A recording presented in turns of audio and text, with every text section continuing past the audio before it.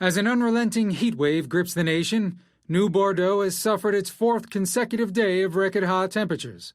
The thermometer climbed to 98 degrees, and the humidity midday was 54%, bringing the discomfort index up to a high of 83. This is New Bordeaux News.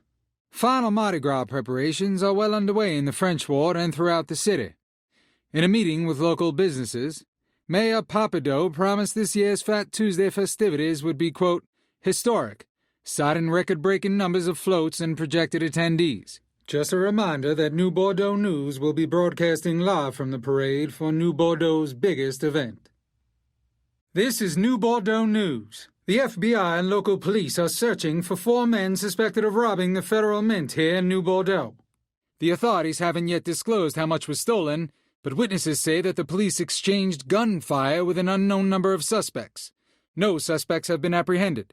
Sources believe the thieves used the cover of the Mardi Gras festivities to make their escape. Breaking news in New Bordeaux. There are reports of a violent shootout at the abandoned Baron Saturday's Fun Park. The authorities haven't released an official tally, but sources are reporting multiple casualties. One witness claims to have seen a man hanging from the very top of the decommissioned Ferris wheel, but police have refused to comment on the veracity of that report. The Fun Park has been closed for a number of years and was once a subject of controversy for what colored civil rights groups described as racially inflammatory imagery. This is New Bordeaux News.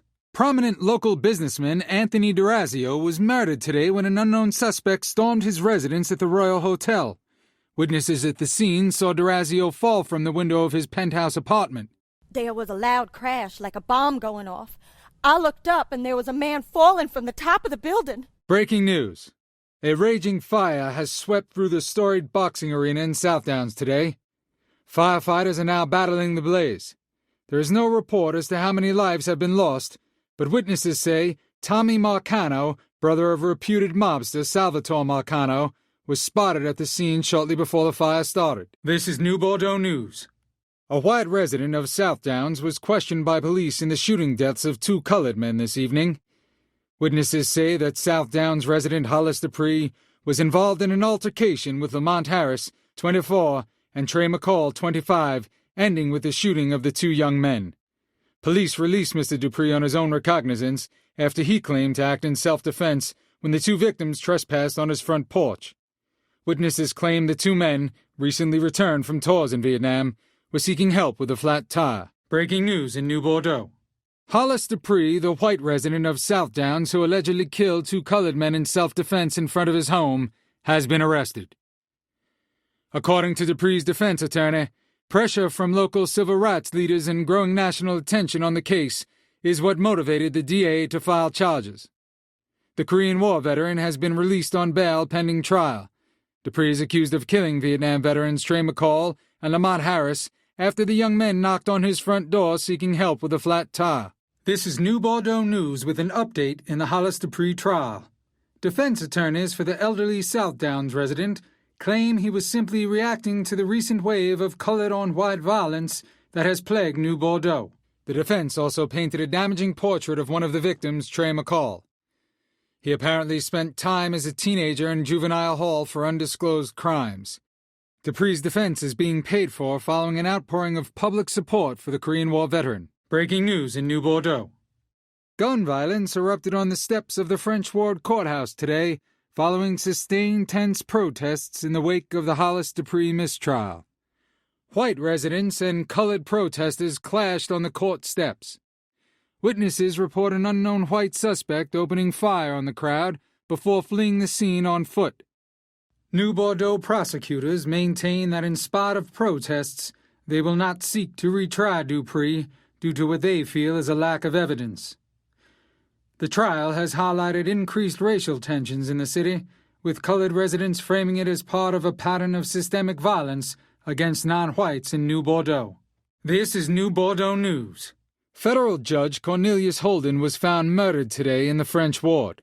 No motive has been provided for the killing, but Judge Holden has been presiding over the Hollis Dupree murder trial involving the shooting deaths of 2 unarmed colored men in Southdowns. Police have declined to say whether or not they have any leads or a name for the suspect in the case. Breaking news in the Hollis Dupree trial. The murder of the presiding judge in the case, Cornelius Holden, has resulted in a mistrial, and New Bordeaux prosecutors have decided not to move forward with another trial. South Downs resident Dupree is accused of murdering two colored Vietnam veterans, Trey McCall and Lamont Harris. Dupree claims he was acting in self-defense, but prosecutors claim the two young men were seeking help with a flat tire, noting that one of the victims was shot in the back. This is New Bordeaux News. State Senator Walter Jacobs was killed this evening in a fiery explosion aboard a riverboat. Local businessman Louis Marcano also lost his life, along with dozens of other wealthy donors there to attend a political fundraiser. Sources report that police suspect foul play given the possibly deliberate nature of the explosion. This tragedy, along with the recent murder of Judge Holden, raises troubling questions. Has the political turmoil and violence plaguing the rest of this great nation finally arrived in New Bordeaux? Only time will tell. This is New Bordeaux News. Local philanthropist and radio talk show host Remy Duval was found dead today, the victim of a bizarre and brutal murder in Frisco Fields. The wealthy local celebrity and host of the long-running Native Son radio program was found tied to a burning cross on the outskirts of Frisco Fields.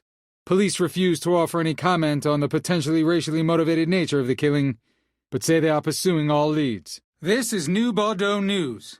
The large new luxury resort hotel under construction has apparently hit a roadblock. Work has stopped on the project, and the site has apparently been abandoned.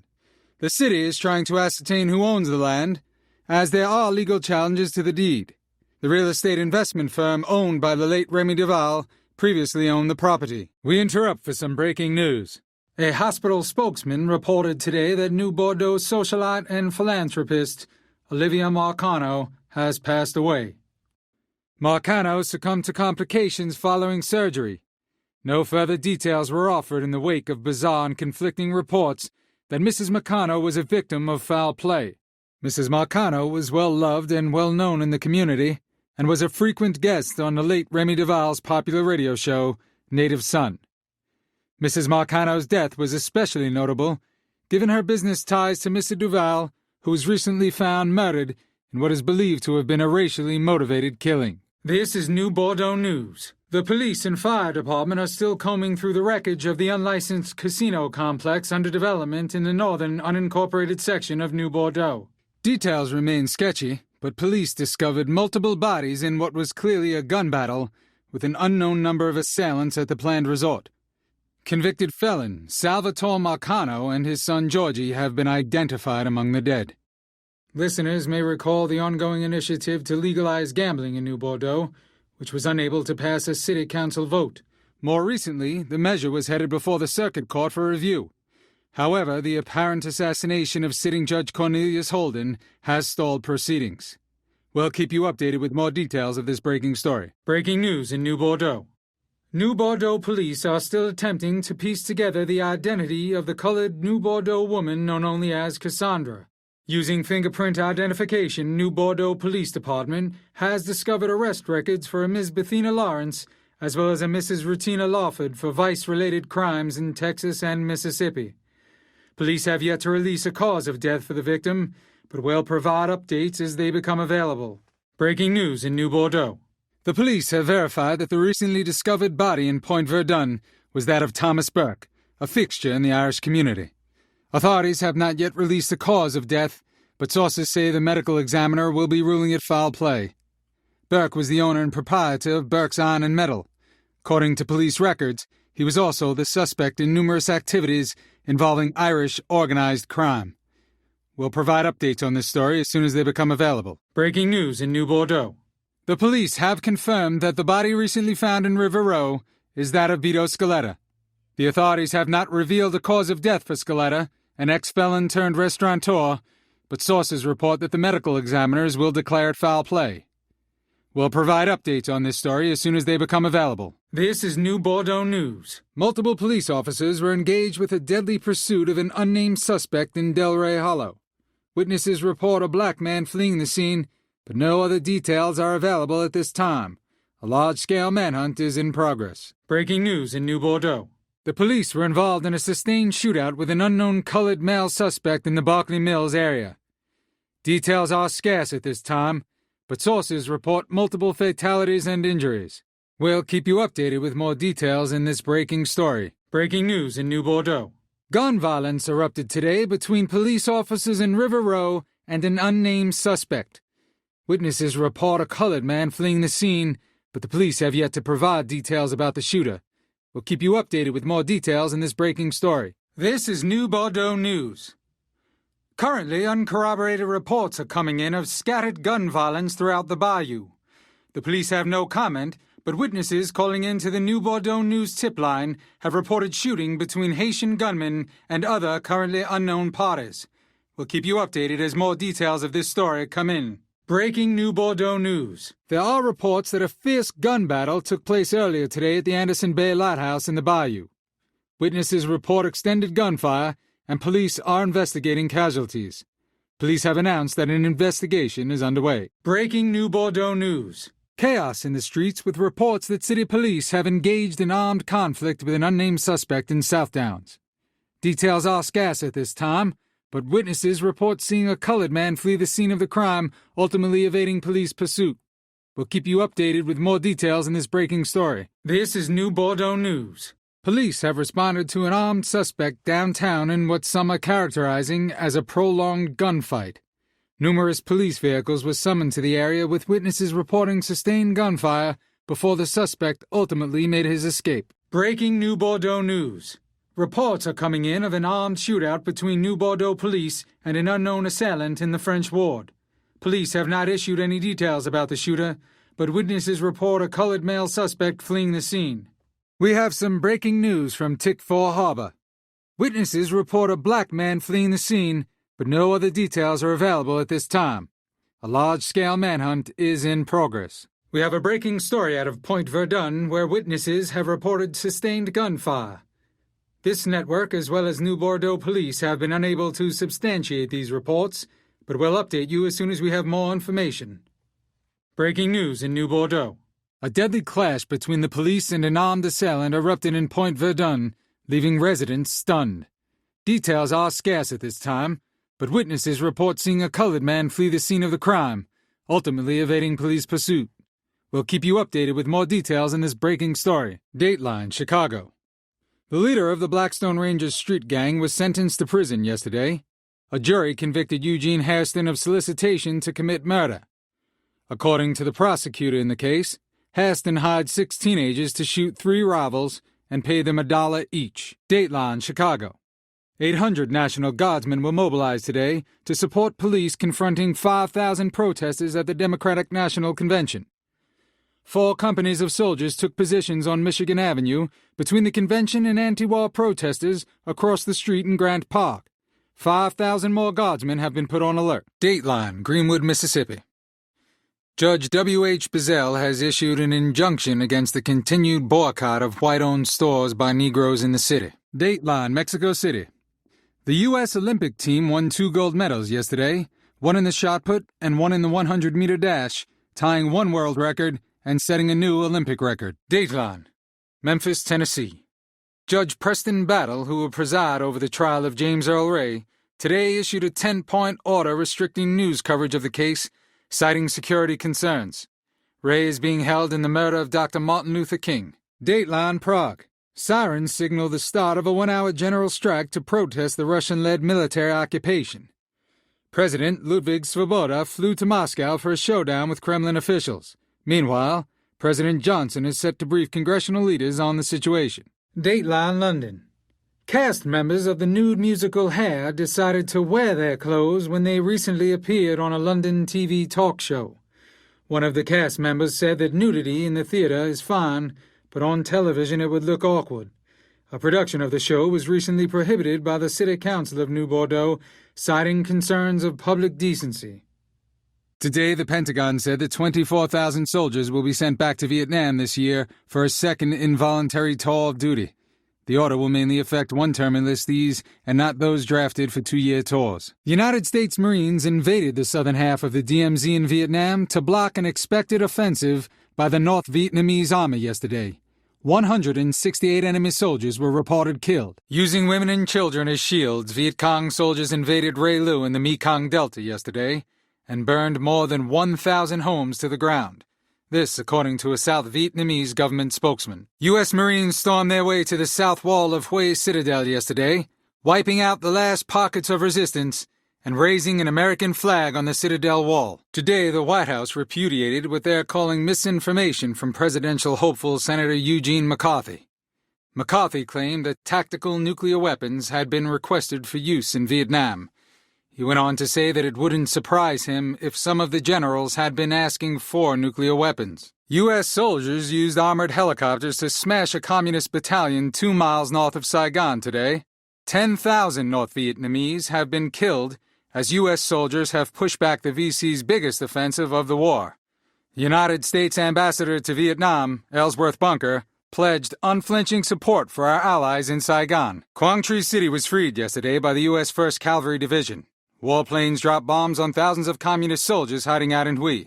After the 4-day Tet Offensive, it's the only remaining South Vietnamese city still in enemy control. The execution of a captive Viet Cong officer by the chief of South Vietnam's National Police has made news around the globe. The controversial photograph has appeared on front pages all over the world. A USO musical group was ambushed by the Viet Cong last night, resulting in the death of 2 band members and the wounding of 2 others. The group, Brandy Perry and the Bubble Machine, was attempting to reach a coastal village near Saigon before nightfall. World War II Medal of Honor recipient Major General Keith Ware was killed yesterday in a helicopter crash in the Binh Long province of Vietnam. Also lost were 3 of his staff and the helicopter's crew. An Army spokesman said the bodies of all 8 casualties were recovered. The State Department today said there has been no progress in the release of the USS Pueblo and its crew. The last meeting with North Korea took place on July 9th, and no new meetings have been scheduled. North Korean gunboats captured the Pueblo on January 23rd. North Korea agreed to release 3 injured crew members from the U.S. intelligence ship Pueblo, along with the remains of a 4th, who perished when the ship was captured by the North Korean Navy back in January. In return, the Democratic Republic of Korea has demanded an admission of guilt from the United States and an apology for intruding into North Korean territorial waters. Yesterday in Vietnam, American paratroopers discovered a massive supply of ammo and $150,000 in U.S. cash hidden in secret Viet Cong tunnels. Army spokesmen believe these tunnels serve as communication and supply routes and even living quarters for the enemy. The embattled city of Ben Che has been retaken by American and South Vietnamese forces today, following a prolonged assault by Allied bombers, which laid waste to much of the city. A U.S. Army major explained that it was necessary to destroy Ben Che in order to save it from communist North Vietnamese forces. Second Lieutenant Richard Pershing died in action while attempting to reclaim the body of a fellow soldier. The grandson of the legendary General Blackjack Pershing was a paratrooper with the 101st Airborne Division. The younger Pershing arrived in Vietnam last December. Private First Class James Anderson, Jr. has become the first Negro recipient of the Medal of Honor. The medal was posthumously awarded to Anderson yesterday. Anderson sacrificed his life by throwing his body on a grenade, saving the other members of his platoon. According to the Pentagon, the Vietnam War's most concentrated aerial bombing campaign is underway around the U.S. Marine base at Khe Sanh. It's a last-ditch effort to break the siege by enemy troops. Marines cheered as a Skyraider bomber dropped napalm on the most advanced VC positions. The United States Marine camp at Khe Sanh was attacked today by a barrage of heavy artillery fire, followed by an assault from North Vietnamese ground troops. Officials say the enemy was ultimately repelled following a pitched 3-hour fight. A sad milestone has been reached in the Vietnam conflict this week.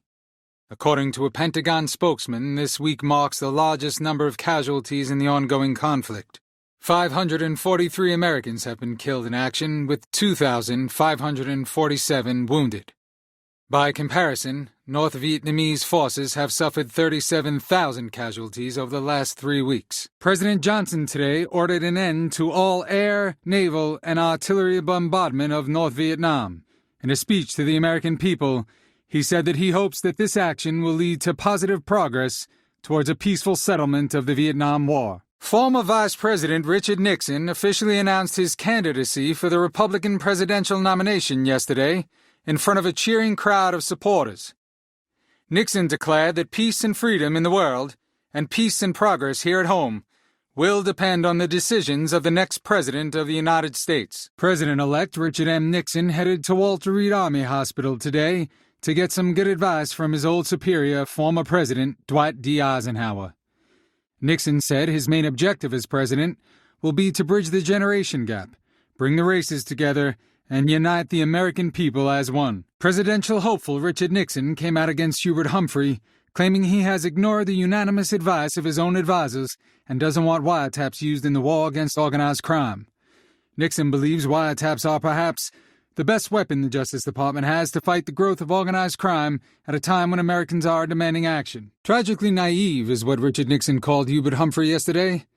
The presidential candidate was referring to Humphrey's belief that crime is caused by unemployment, run-down schools, and a lack of economic opportunity. Nixon doesn't deny that poverty plays a part, but says that a war on poverty isn't the same as a war on crime. A chanting crowd of anti-war protesters tried to drown out presidential hopeful Hubert Humphrey's address yesterday in Philadelphia. 200 demonstrators fought with police tonight in Detroit's Cobo Hall, where Vice President Hubert Humphrey was attending a fundraising rally headlined by singer Frank Sinatra. Many of the protesters carried anti-Humphrey placards, while others had signs favoring Senator Eugene McCarthy. Young Negroes booed and shouted Vice President Hubert Humphrey away from a campaign rally last night in the Watts neighborhood of Los Angeles. In 1965, the largely Negro Watts community was set ablaze during 7 days of violent riots, leading to 34 deaths and $40 million in property damage. Mrs. Shirley Temple Black believes that Republican presidential candidate Richard Nixon will be victorious in November. Mrs. Black, a lifelong Republican, was the biggest box office star of the 1930s, and last year made an unsuccessful bid for Congress in her home state of California. Democratic Louisiana Governor John J. McKeithen is refusing to get behind the Humphrey-Muskie ticket, saying that it's American Independent Party candidate George Wallace who is more aligned with his beliefs. He went on to say that the Democratic Party is now overrun with communist elements. Third-party presidential candidate George Wallace is rising in the latest national polls.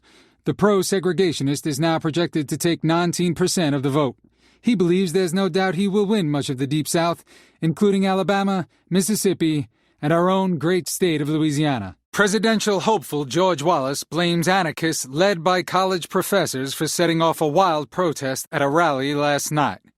Wallace claims that if he is elected president, he will show the country how to keep law and order. Today, during the Republican National Convention in Miami Beach, Richard Nixon won the party's presidential nomination. Nelson Rockefeller came in second, while California Governor Ronald Reagan was a distant third.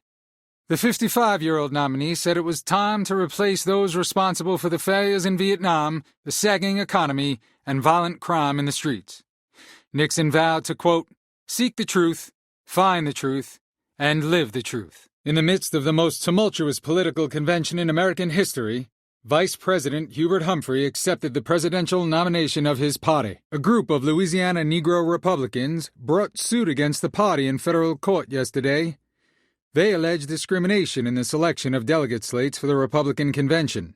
However, the judge in the case dismissed the suit, saying the failure of Negro nominees to win seats was due to political preferences and not race. With the Democratic National Convention 2 days away, angry delegates from Texas raised the possibility of nominating President Johnson. This in spite of the president's March speech declaring his intention to neither seek nor accept the nomination of his party for another term. According to the FBI, every security precaution possible has been put in place to guard against any disruption of the Democratic National Convention.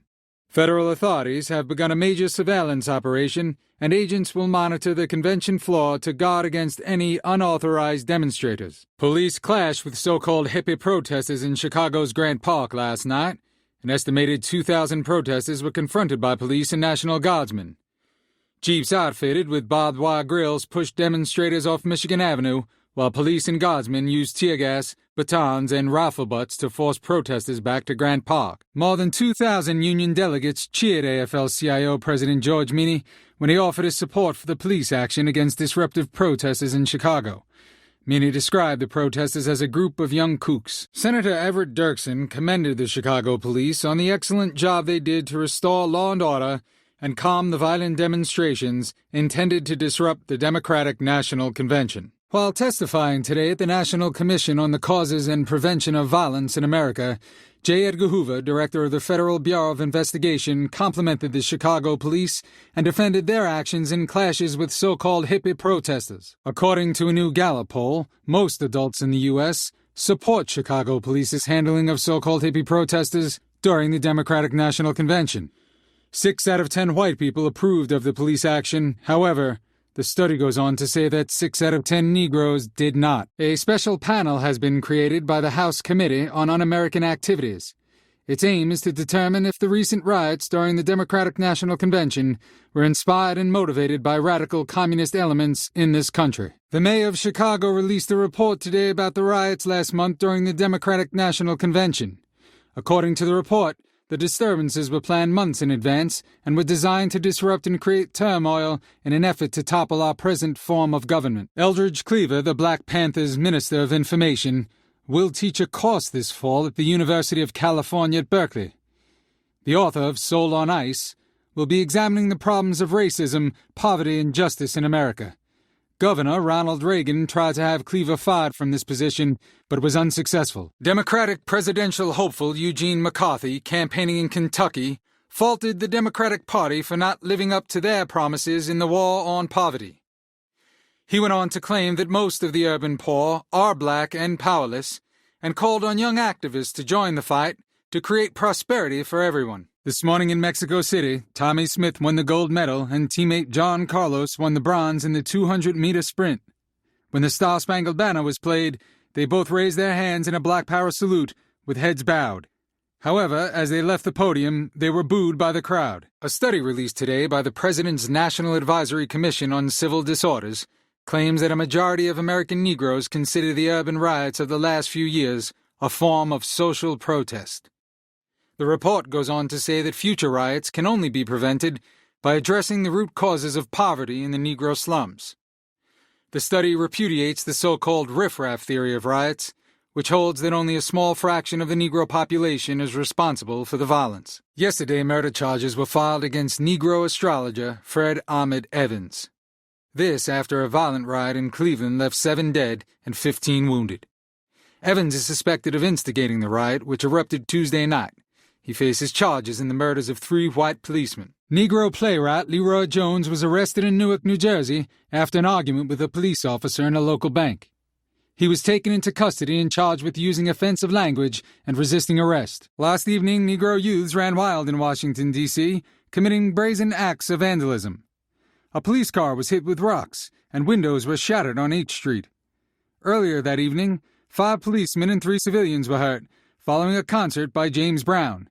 6 people were arrested in connection with that outbreak. Fighting broke out between Negro and white teenagers in Titusville, Florida last night during a high school football game. 13 were hurt, including 2 police officers. The conflict began soon after the Seminole High School band struck up their school song, Dixie. Army Major Lavelle Merritt was demoted today after charging that the American military services are rife with racism.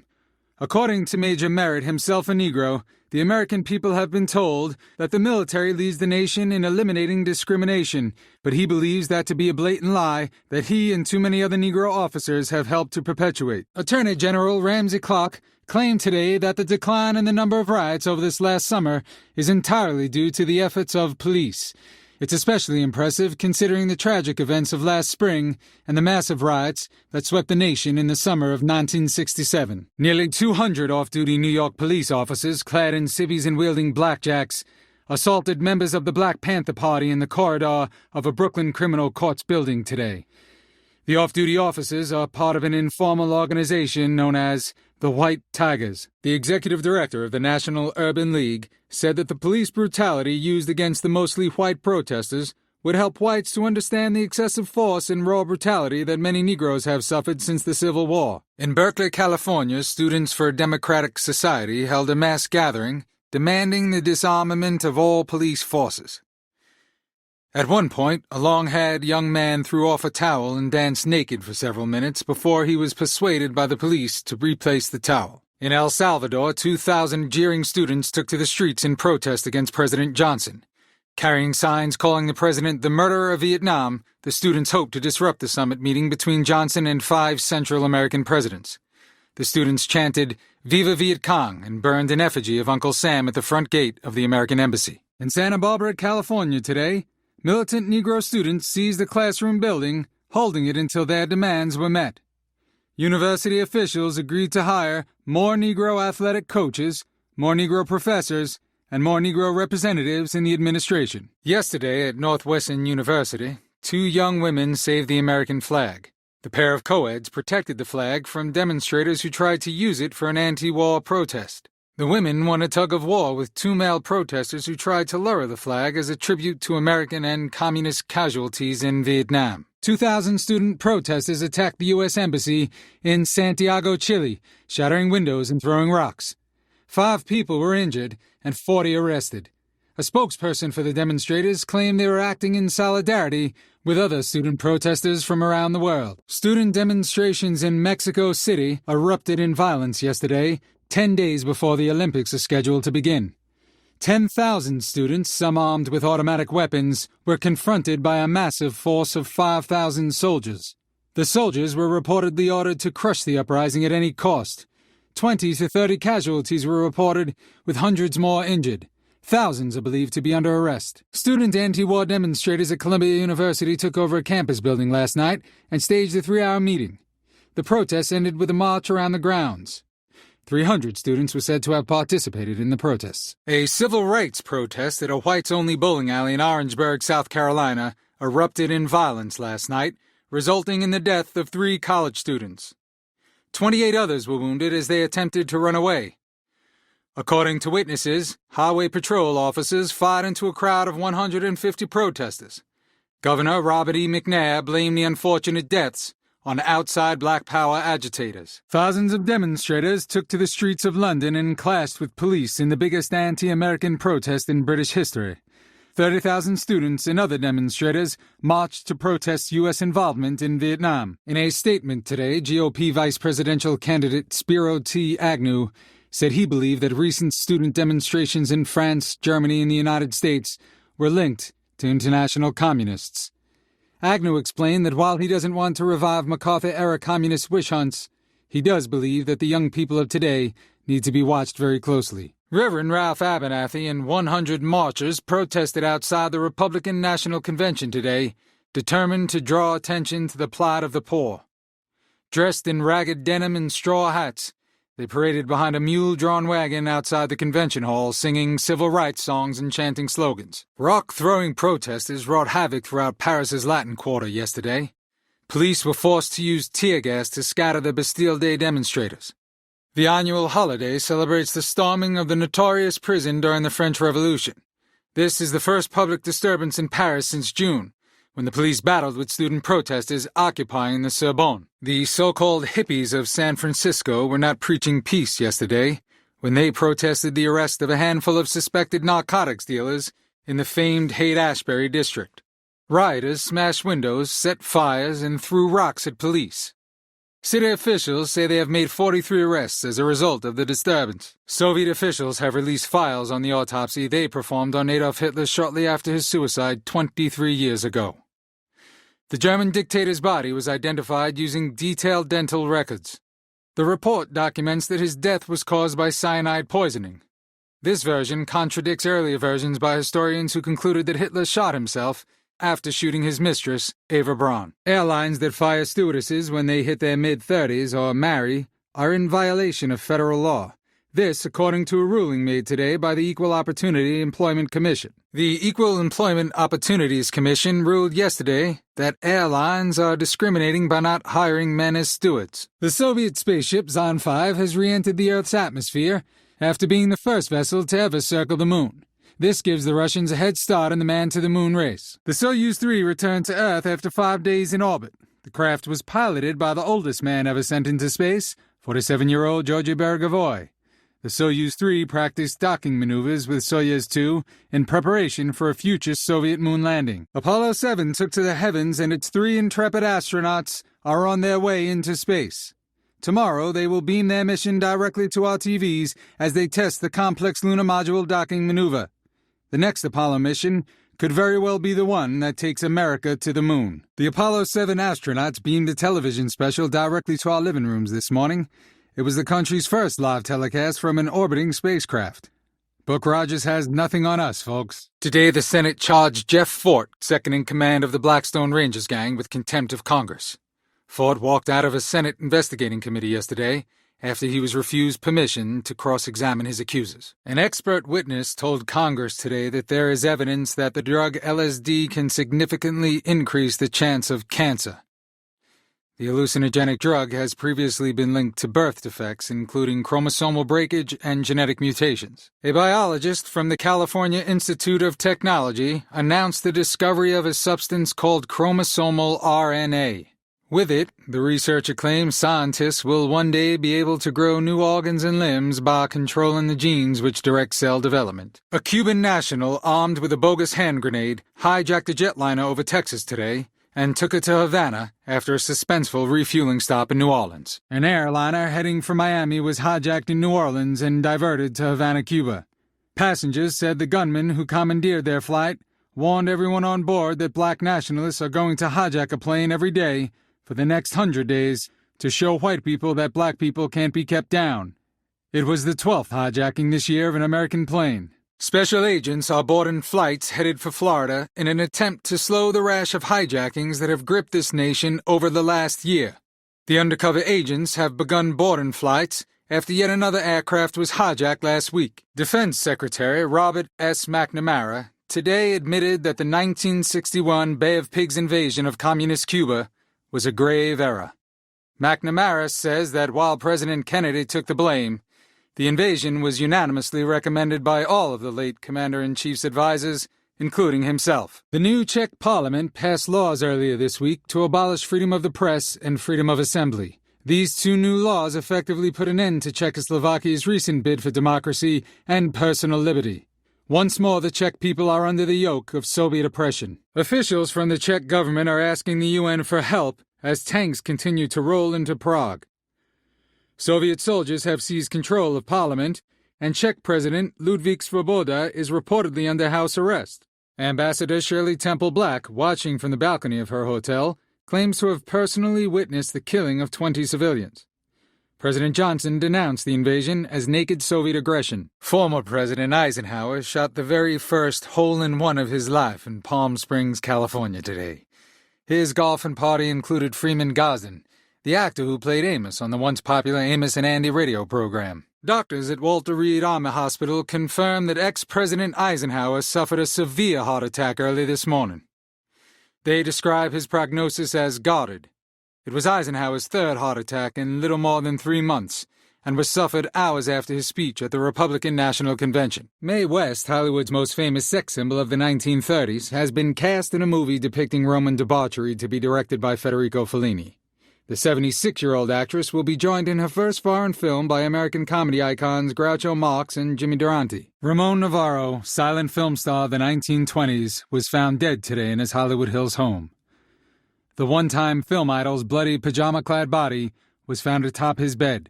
No weapon was found, but a police spokesman said it appeared Mr. Navarro had been bludgeoned to death. Vince Lombardi, legendary head coach of the Green Bay Packers, announced his retirement last night. His plan is to focus on his job as the general manager of the two-time Super Bowl champions. Today, Congress passed legislation to offer home ownership subsidies, affordable apartments, and riot insurance for citizens who reside in low-income neighborhoods. The projected cost for this housing relief program could be as high as $30 billion over the next 40 years. Today, the federal government filed its first open housing suit. A private Louisiana developer was charged with anti-Negro bias in the sale and financing of homes. The attorneys filing the suit did so under the provisions of the 1968 Civil Rights Act. Yesterday, Parliament members in the British House of Commons passed a civil rights bill designed to protect Britain's Negroes and Asians against discrimination in housing and jobs. 8 capsules of highly radioactive radium are believed to have been stolen from a jetliner en route to Milwaukee.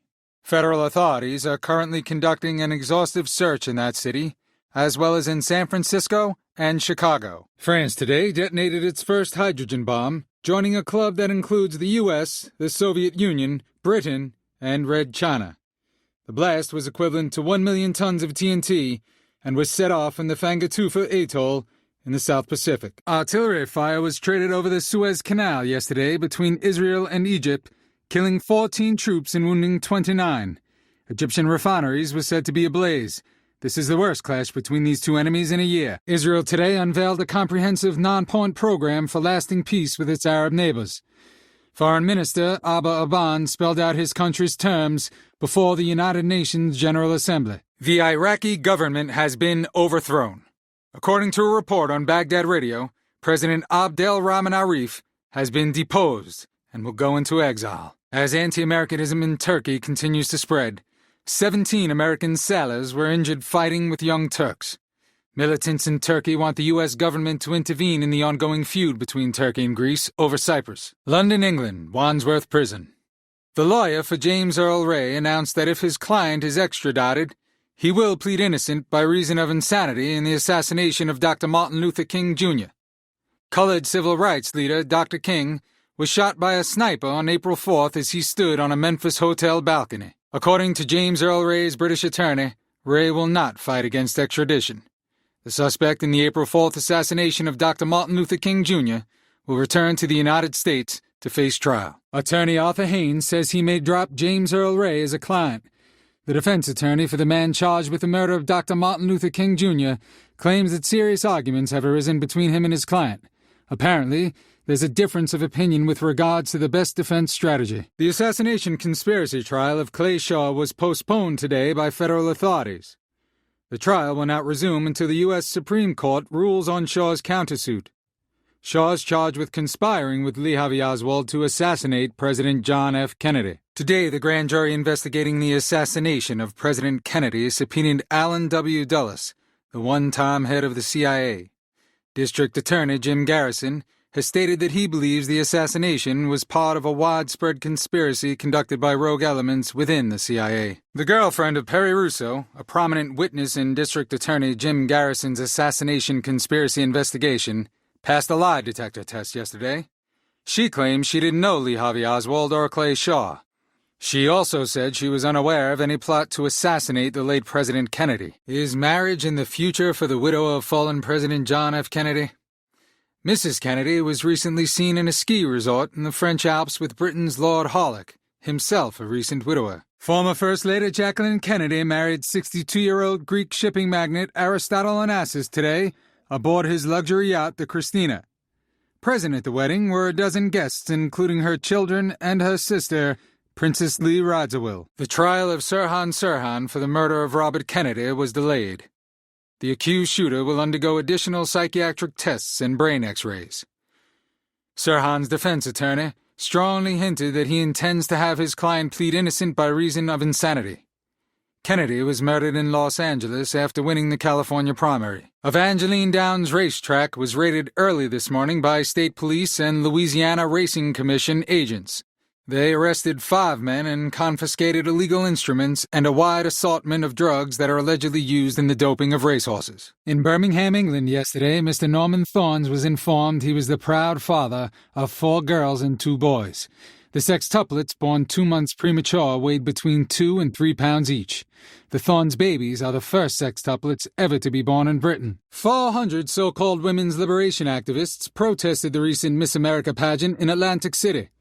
Claiming the pageant exploits women, protesters unfurled a large banner emblazoned with the words, "Women's Liberation." They then threw curlers, girdles, and bras into a trash can and burned them, calling them instruments of female torture. Detroit, Michigan erupted in celebration after the Tigers beat the St. Louis Cardinals and claimed the World Series title. It's the first time the Motor City has won the pennant since 1945. The hullabaloo sparked a riot around Tiger Stadium, 5 police cars were wrecked, and a taxi was set on fire. Search crews today recovered 6 people killed in an explosion last Friday at the Army Ordnance Plant at Fort Minden, Louisiana. The blast leveled 1 building and heavily damaged 10 others.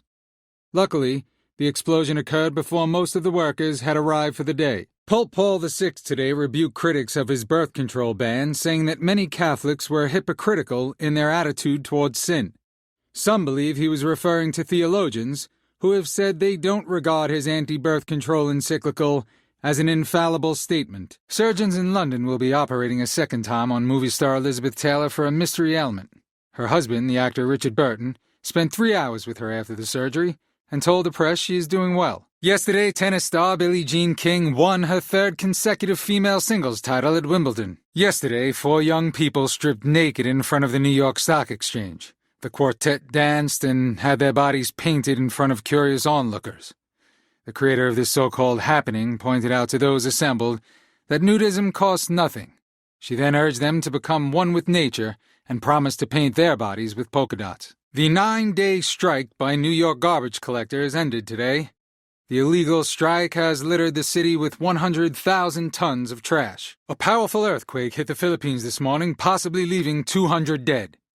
Local authorities say the massive quake has potentially left thousands trapped beneath a mountain of concrete in the Chinatown district of Old Manila. Firemen continue to search the rubble for survivors. Britain's Prime Minister Harold Wilson promised an investigation into the bloodshed last weekend in Northern Ireland that saw 90 people hurt. Police vehicles were attacked with gasoline bombs just as they were pushed through a street barricade constructed of wood and oil drums. 11 hikers perished atop an extinct volcano 30 miles outside Mexico City yesterday. The leader of the rescue team said that 14 students and 4 Jesuit priests managed to survive the ordeal at 14,000 feet. Lake Park seemed dark, silvery moon is shining through the trees. Cast to me you, sound of kisses floating on the breeze. Act 1